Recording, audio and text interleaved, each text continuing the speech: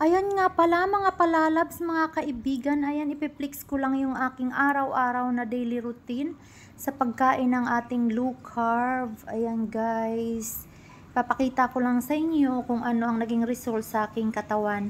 Nang simula po akong kumain ng low carb, ay ganyan, minsan pa-cheat-cheat, kahit papaano nakakainom ng kape, pero mostly talaga guys, hindi na ako nag-craving ng coffee.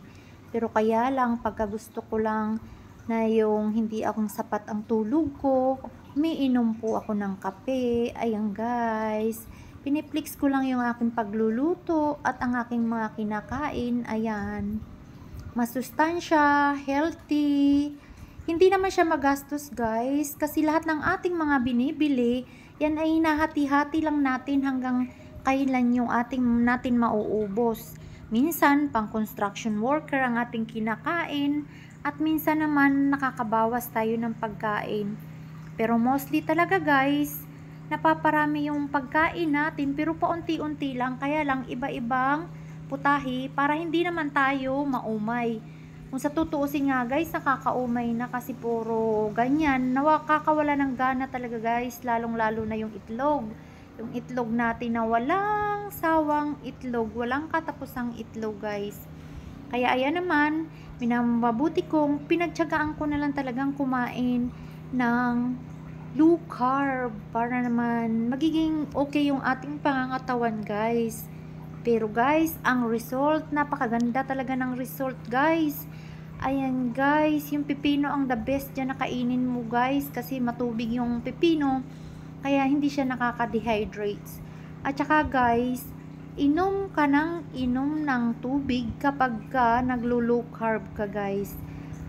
Iniwasan na natin munang kumain ng rice. Good for 30 days yan guys, ang ating pagkain ng low carb. Pero guys, nakakatuwa talaga yung result.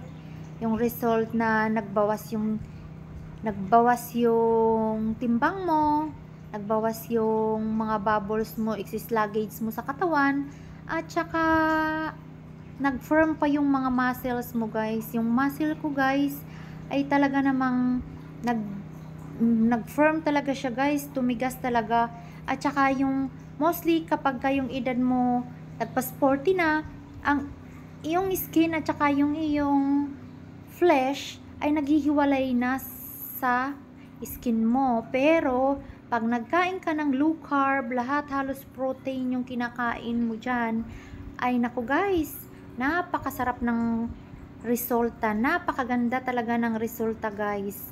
Kaya kung tutusin, mas masarap, mas masustansya, maprotina.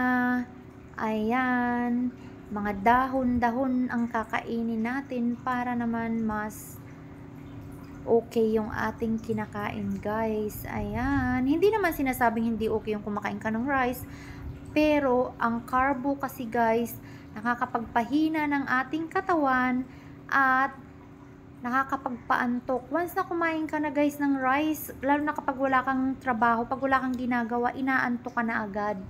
Pero pag protein ang kinakain mo, ay mostly talaga energetic ka guys. Kaya yan guys, ipagpatuloy lang natin ang ating pagkain ng low carbs para healthy ang ating body. Ayan guys, sa ating nga palang gustong mag low carb dyan, simulan nyo lang ng pagkain ng low carb. Huwag talaga ninyong wawalain yung itlog, yung egg, para tuloy-tuloy lang ang ating healthy living, healthy lifestyle, pero maganda naman ang result. At saka iwas sickness, iwas sakit, at lahat-lahat ng bagay ay nadadaan sa dahan-dahan. Ayan guys, magandang pangangatawan, malusustansyang pagkain. Ayan, minsan guys, sa halagang 10 RM, 10 ringgit or 120 sa Pilipinas, ay maraming ilang bisis mo nang kakainin. Lalo na kapag ang gulay guys, ang nakakain ko, pag bumili ako ng isang gulay, nakakain ko siya ng how many times. At saka yun namang karne, at saka yun namang chicken. Isang chicken lang sapat na. I-mix mo lang ng mga dalawang prawn, at saka isda. Sulit na guys, para ka na rin kumain ng kanin, at saka nakakawalan siya ng appetite kapag puro pala protein yung kinakain mo. Pero kaya lang, kailangan mong piliting kumain para hindi ka magugutom or mahihilo. Ayan. Kailangan mong kumain, pilitin mo talaga, kahit gulay-gulay lang yan. Ika nga, ang kambing kapag kumakain ng gulay, maiwas sa sakit guys. Pero pag ang tao, kailangan din natin kumain ng gulay-gulay lang. Para ang sustansya ay napakaganda naman. Ayan guys, enjoy lang natin ang ating pagkain ng mga masustansyang. Guys, hindi ibig sabihin na wala kang pera, hindi ka makakakain. Sa probinsya guys, marami tayong mga gulay, itlog. Oo, sa Pilipinas, mahal talaga yung itlog guys. Pero, mababawi mo na yan dyan sa ano guys. Mababawi mo na yan dyan sa mga gulay-gulay. Kasi sa atin, maraming mga gulay. Maraming magulay. Lalo na sa probinsya, magtanim ka lang. Diyos ko po, hindi ka na kailangan gumastos. At ikay, marami ka ng pipitasin sa likod, bakuran. Lalo na kahit saan ka guys. Basta marunong at masipag kang magtanim, walang problema yan. Yan talaga namang enjoy na enjoy mo yung pagkain ng iyong masustansyang pagkain. Ayan everyone, ang result natin sa 15 days, ayan na yung result. Dati talaga guys, bubbles ang aking sobrang dami kong excess luggage guys. Pero nung akin nang nasimulan, bigla na lang umimpis yung aking tiyan. Kaya thank you so much sa aking mentor na si Ana Christy Triplet.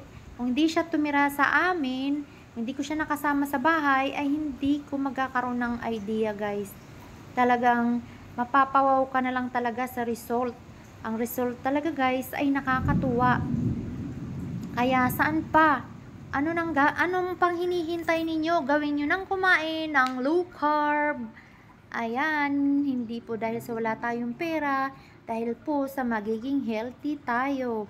Maraming paraan at marami pong mumurahing mga isda laang dyan na pwede naman nating kainin. Hindi po kailangan yung mga masyadong mga mamahal na pagkain, na mga isda. Kung ano lang po ang meron, yun lang po yung kainin. Para may result, maganda ang result, maganda ang kinalabasan. Ayan, kung gusto mo kumain ng sabaw, pwede ka rin magsabaw. Lagyan mo lang ng, mas maganda guys pag may sabaw guys, kasi mabilis kang mabusog. Mabilis kang mabusog. Kunti lang yung nakakain mo kapag may sabaw ka guys. Ayan, meron tayong isda. Paiba-iba lang guys. Kung magsawa ka naman sa ibang gulay, magpalit ka na naman sa ibang gulay. Pero yung gulay na yun, hindi mo pa rin maitatapon kasi andyan lang, maitatabi mo lang guys. Ayan, enjoy lang ang pagkain. At wag nating isipin yung madali ang result. Ang isipin natin ay healthy tayo. Dahil ewan ko ba guys, bakit nga ba ang bigas, ang kanin ay nakakapanghina ng katawan? Kasi pala guys, dun pala tayo nakakakuha ng mga sakit-sakit sa rice. Kagaya ng pag marami kang kumain ng rice, nagkakaroon ka ng mataas na sugar, magkakaroon ka ng mataas na high blood, tumataas yung mga blood pressure mo dahil sa rice. Kaya pala guys, pagka kumain, pwede naman tayong kumain ng rice guys, kasi yun naman yung kinalakihan natin. Pero konti-konti lang. More on vegetable, more on protein tayo. Naunawaan po natin sa sitwasyon sa buhay natin, ay mahirap po talaga magkaroon ng kumain, bumili ng mga mamahaling mga isda, hindi po kailangan mga mamahalin guys, basta meron lang tayong protina na may lalapag sa ating pagkainan, hindi naman marami at hindi naman sobrang dami, ay basta kaya lamang guys na kainin yan. Ngayon nga guys, isang gulay na lang at saka karne, basta may itlog lang, okay na guys yung nagsimula lang talaga ako kasi takot akong magutom. Takot talaga akong magutom guys. Isipin mo, wala kang rice, iniisip ko baka ako'y magutom kaya kakain ako ng marami. Pero guys, mabilis na sumusuko yung sikmura mo kasi lumiliit na yung ano natin guys. Lumiliit na yung expand ng ating bituka. At saka guys, every kakain ka, nagdudumi ka guys, nagdi-dispose ka. Yun ang kagandahan sa naglo-low carb guys. Pero guys, kapag kumakain ka ng rice, how many days ka bago ka makapagbawas? How many days ka bago ka makapagano? At saka ihi ka ng ihi guys kasi feeling mo lagi kang nauuhaw kasi inom ng tubig guys kapag ka nag-low carb ka. Yan lang, ipiniflex ko lang yung aking results sa aking pagkain ng low carb. Ayan guys, 25 days until 25 days guys ang ating mga food eating guys. Ayan, thank you so much everyone. Thank you guys. Salamat sa inyong walang sawang suporta sa aking mga video, sa aking mga new followers, sa aking mga supporters na matatagal na. Maraming salamat. Ayan guys, nakakain pa tayo ng lato. Ang lato dyan guys na napakasarap, parang nagbubuhay ng ating mga appetize, nag-appetize guys. Ayan, thank you so much.